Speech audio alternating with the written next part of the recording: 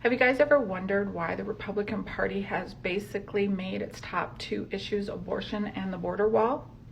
Today we shall learn from the master as to why that is. And you don't understand the wall that we're going to build on the southern border of the United States, you haven't read the book The Birth Dearth by Ben Wattenberg. Ben Wattenberg was a brilliant Jewish man who was a member of the American Enterprise Institute, and he wrote a book, the first paragraph of which says, "The main problem confronting the United States today is there aren't enough white babies being born in this country."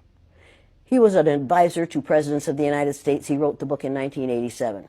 He says if we don't change this and change it rapidly, white people will lose their numerical majority in this country, and this will no longer be a white man's land. Now, I'm not misrepresenting this. I'm telling you exactly, almost exactly what he says. He says there are three things we can do to solve this.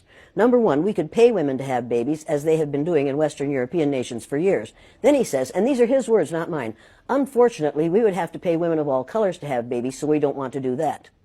He says the second thing we could do is increase the number of legal immigrants that are allowed in here. Then once again he says, unfortunately, the vast majority of those wanting to come to this country today are people of color, so we don't want to do that. The third thing he says, and women had better pay attention to this, 60% of the fetuses that are aborted every year are white. If we could keep that 60% alive, that would solve our birth dearth.